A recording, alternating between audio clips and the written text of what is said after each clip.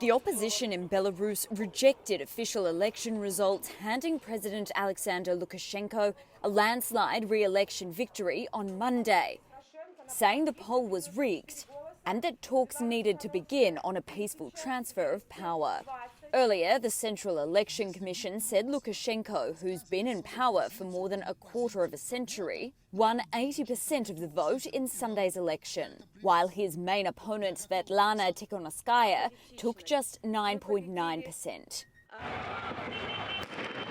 Thousands took to the streets on Sunday night, with riot police using force to disperse those rallying against what they said was an electoral farce.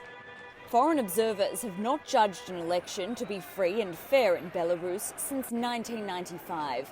And the run-up to the vote saw authorities jail Lukashenko's rivals, as well as open criminal investigations into those who voiced opposition.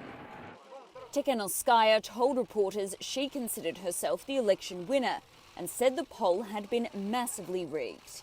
The opposition now wants a vote recount at polling stations where there were problems, her aides said, adding that protests which turned violent would continue.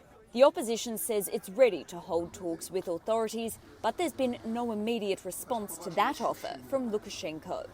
He's standing firm, signalling he would not step down. The 65-year-old was quoted by the Belta news agency as saying, "The response will be appropriate. We won't allow the country to be torn apart." Lukashenko was congratulated on his win by both Xi Jinping and Vladimir Putin.